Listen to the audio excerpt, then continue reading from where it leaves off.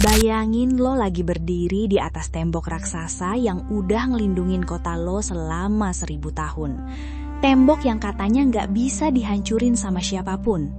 Tapi hari itu, 29 Mei 1453, langit gelap. Di depan lo, sejauh mata memandang, ada ratusan ribu pasukan musuh yang udah ngepung kota lo, dan di tengah-tengah mereka ada meriam super raksasa yang ukurannya belum pernah dilihat sama umat manusia. Kota itu adalah Konstantinopel, jantung peradaban dunia saat itu. Dan cowok berumur 21 tahun yang mimpin pasukan di bawah sana, dia adalah Mehmed II, sultan dari sebuah kekaisaran yang nantinya bakal bikin seluruh Eropa merinding ketakutan selama berabad-abad. Kekaisaran yang bakal ngubah peta dunia, ngatur jalur perdagangan global, dan ninggalin jejak sejarah yang masih kerasa sampai detik ini. Selamat datang di cerita tentang The Ottoman Empire atau Kesultanan Utsmaniyah.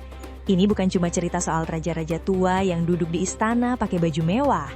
Ini adalah kisah berdarah tentang ambisi, pengkhianatan, inovasi gila, dan gimana sebuah suku nomaden kecil dari pinggiran Anatolia bisa bangkit jadi mimpi buruk sekaligus penguasa separuh dunia. Siapin diri lo, karena cerita ini bakal bikin lo sadar kalau sejarah itu jauh lebih brutal dan keren dari apa yang lo baca di buku sekolah. Lo mungkin mikir, bro, kenapa gue harus peduli sama kekaisaran yang udah bubar ratusan tahun lalu?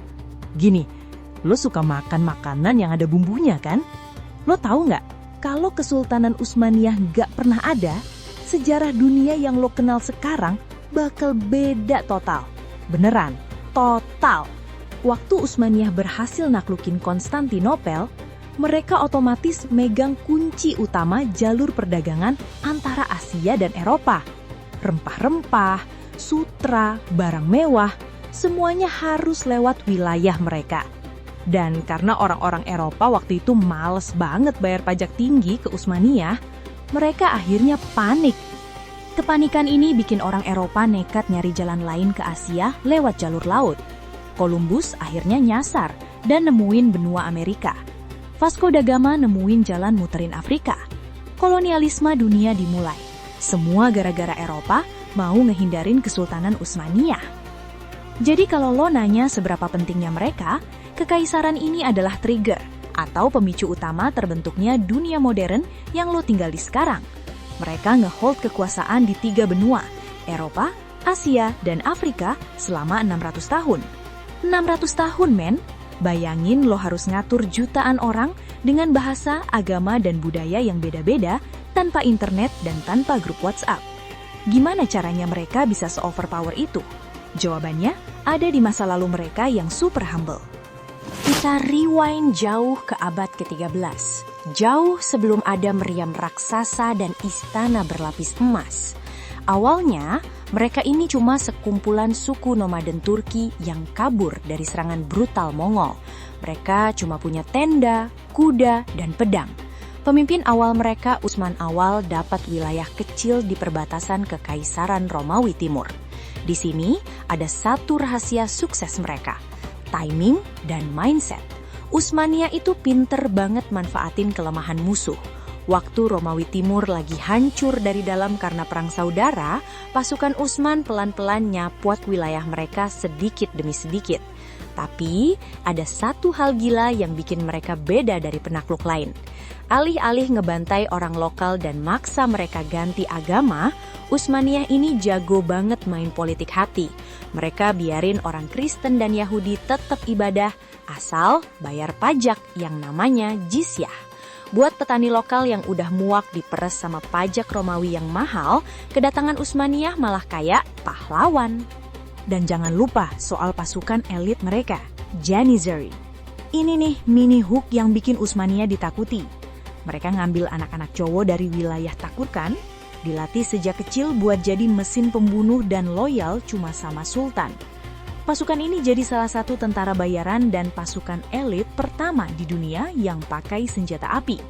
Kombinasi toleransi politik dan militer mematikan ini bikin Utsmaniyah melesat cepat menuju era keemasan yang belum pernah dibayangin umat manusia. Sekarang kita masuk ke abad ke-16. Kalau lo main game strategi, ini adalah momen di mana player udah punya semua resources dan level mentok. Masuklah Sulaiman yang dikenal dengan julukan The Magnificent. Di bawahnya, Utsmaniyah mencapai salah satu puncak kekuatannya. Pasukannya bergerak jauh ke Eropa. Belgrade berhasil direbut, Rhodes jatuh, dan pada tahun 1526, Ottoman mengalahkan kerajaan Hungaria dalam pertempuran Mohacs. Kemudian pada tahun 1529, pasukan Ottoman mengepung Wina. Mereka memang gagal merebut kota itu, tapi fakta bahwa tentara Ottoman bisa mencapai jantung Eropa menunjukkan betapa kuatnya kekaisaran ini. Sulaiman juga dikenal karena pembangunan hukum dan administrasi. Kekaisaran sebesar Ottoman membutuhkan sistem, pajak, administrasi, tentara, perdagangan, dan hukum. Semuanya harus diatur. Disinilah muncul peran besar birokrasi Ottoman. Sultan punya kekuasaan besar, tapi pemerintahan nggak bisa berjalan sendirian.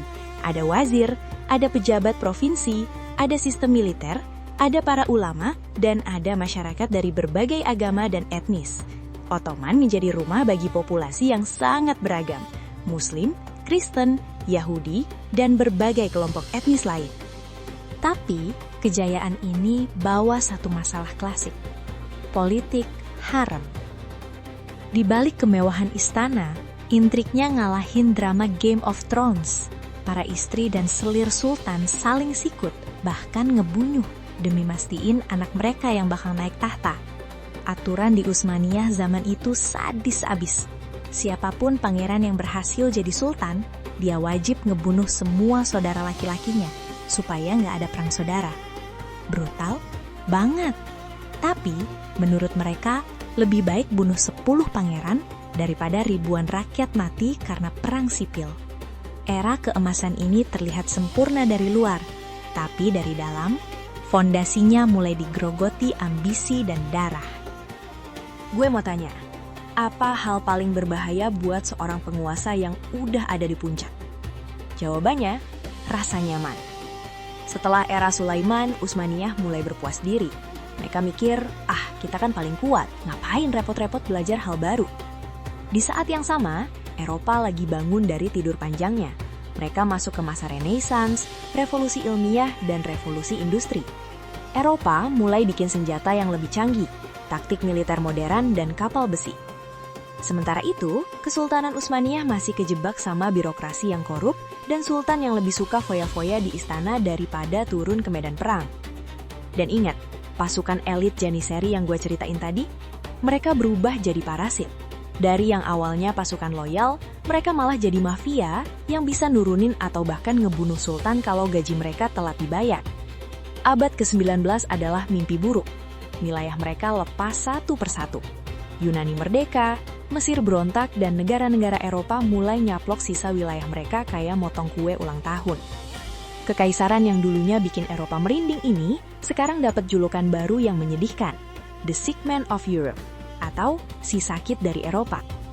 Semua orang cuma nunggu kapan raksasa ini bakal mati, dan kematian itu datang lewat sebuah perang global. Tahun 1914, Perang Dunia I pecah. Ini adalah klimaks dari segalanya. Kesultanan Utsmaniyah yang ekonominya udah ancur-ancuran bikin satu keputusan fatal. Mereka gabung sama Jerman dan Blok Sentral. Awalnya mereka sempat ngakhiri perlawanan gila-gilaan. Kalau lo pernah dengar pertempuran Gallipoli, itu adalah momen di mana pasukan Utsmaniyah berhasil mecundang pasukan Inggris dan sekutunya. Tapi, menang satu pertempuran bukan berarti menang perang. Kekaisaran ini udah terlalu lemah buat ngelawan gabungan negara-negara industri Eropa. Satu persatu, wilayah mereka di Timur Tengah jatuh. Dan tragisnya, Inggris main licik dengan ngehasut bangsa Arab buat berontak ngelawan Utsmaniyah dari dalam. Ditusuk dari depan sama musuh, ditusuk dari belakang sama saudara sendiri. Tahun 1918, Jerman kalah dan otomatis Utsmaniyah juga ikut hancur. Pasukan sekutu masuk dan ngedudukin Istanbul. Ibu kota yang dulu ditaklukkan dengan gagah berani oleh Mehmed II, sekarang jatuh ke tangan musuh tanpa perlawanan yang berarti. Kekaisaran ini udah di ujung tanduk, nafasnya tinggal satu hembusan lagi. Siapa yang bakal ngasih pukulan terakhir? Pukulan terakhir itu, ironisnya, bukan datang dari musuh, tapi dari bangsa mereka sendiri. Muncul seorang pahlawan militer bernama Mustafa Kemal Atatürk. Dia sadar kalau sistem kesultanan ini dipertahanin, bangsa Turki bakal dihapus dari peta dunia.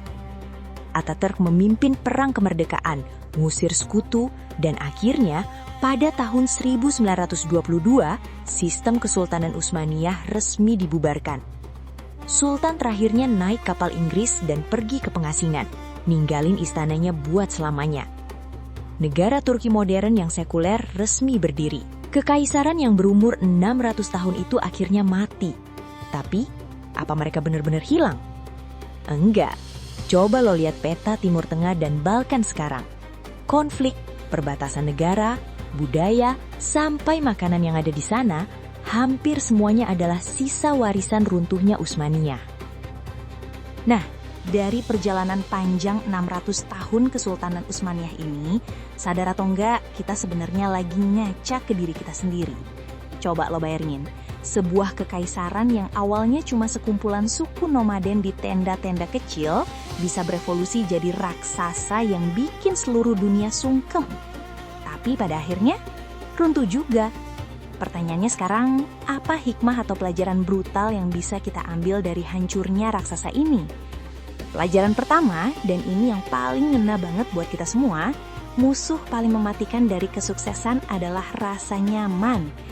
Waktu Utsmaniyah ada di puncak kejayaannya di era Sultan Sulaiman, mereka ngerasa udah paling jago. Mereka mikir, kita udah menguasai separuh dunia, ngapain repot-repot belajar hal baru? Nah, di saat Eropa lagi gila-gilaan belajar sains, bikin teknologi mesin, dan masuk ke revolusi industri, Utsmaniyah malah asyik sama birokrasi yang korup dan intrik drama di dalam istana. Boom! Tiba-tiba mereka ketinggalan zaman. Ini relate banget sama hidup kita kan? Kalau lo ngerasa udah di atas angin, ngerasa udah aman, dan lo berhenti upgrade diri, siap-siap aja. Waktu bakal ngegilas lo tanpa ampun. Pelajaran kedua. Kekuatan sejati itu ada di inovasi dan toleransi, bukan cuma dari otot atau militer. Di masa jayanya, kenapa Utsmaniyah bisa se-overpower itu? Karena mereka open-minded. Mereka ngerangkul berbagai macam budaya, agama, dan ilmuwan dari seluruh penjuru dunia buat bangun kekaisaran bareng-bareng. Tapi, begitu mereka mulai tertutup, merasa paling benar, dan pasukan elitnya malah jadi parasit buat negaranya sendiri, fondasi yang dibangun pakai darah ratusan tahun hancur cuma dalam hitungan dekade. Kehancuran terbesar selalu datang dari dalam, dari keegoisan sendiri. Dan pelajaran terakhir, sejarah itu nggak pernah benar-benar mati. Lo mungkin mikir Utsmaniyah itu cuma masa lalu yang terkunci di buku sejarah berdebu. Tapi coba lo lihat sekeliling lo. Budaya ngopi di coffee shop yang sekarang jadi gaya hidup lo, itu dipopulerkan sama mereka. Peta geopolitik Timur Tengah, konflik yang masih panas sampai detik ini, perbatasan negara, bahkan seni arsitektur, semuanya adalah sisa ombak dari keruntuhan mereka. Keputusan yang diambil ratusan tahun lalu, nyatanya masih ngebentuk cara kita hidup hari ini. Jadi, setelah dengerin cerita panjang ini, pertanyaan gue buat lo cuma satu. Legasi atau warisan apa yang mau lo bangun di hidup lo sendiri? Jangan sampai lo jadi raksasa yang runtuh gara-gara berhenti belajar. Terus jalan, terus adaptasi, dan jangan pernah ngerasa puas.